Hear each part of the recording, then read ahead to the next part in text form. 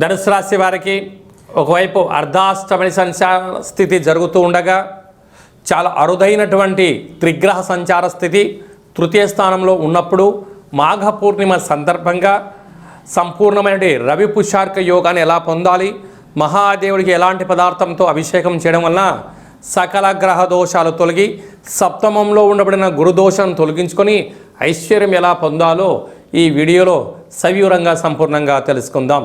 ధనుసు రాశిలో ఏ ఏ నక్షత్రాలు వస్తాయనగా మూలా నక్షత్రంలోని 4 పాదాలు, పూర్వాషాఢ నక్షత్రంలోని 4 పాదాలు, ఉత్తరాషాఢ నక్షత్రంలో 1 పాదం కలిపితే ధనుసు రాశి. రాశాధిపతి దేవగురు బృహస్పతి. వీరికి ధనావాకు కుటుంబ స్థానంలో ఆత్మకారకుడు రవి, రుణరోగ శత్రుకారకుడు కుజుడు, బుద్ధికారకుడు బుధుడు, కళత్రతకారకుడు శుక్రుడు ధనస్థానంలో సంచారం చేయడం వలన విపరీతమైన ధన ప్రవాహం వచ్చేటువంటి సమయం ఆసన్నమైంది. ఎన్నో రోజులుగా, ఎన్నో నెలలుగా, ఎన్నో సంవత్సరాలుగా మీరు అనుకుంటున్నటువంటి సువర్ణపు యుగం ఈ మాఘమాసంతో ప్రారంభమైంది.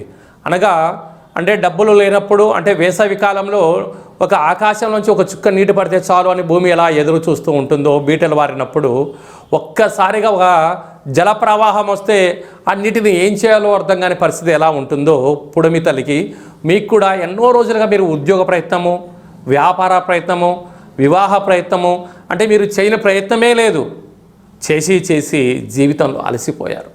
ఇలాంటి కాల సమయంలో మౌనమే శ్రీరామ రక్షగా, ఆధ్యాత్మిక చింతనే మీకు ఏకైక లక్ష్య మార్గంగా ఉన్నప్పుడు భగవంతుడు అన్నిటినీ కలిపి మాఘ పూర్ణిమ రూపంలో గగనంలో చంద్రుడు ఎంత చల్లటిగా ఏర్పాటు చేశాడో సువర్ణపు కాలము ఈ క్షణం నుంచి ప్రారంభమైందని చెప్పి గమనించాలి.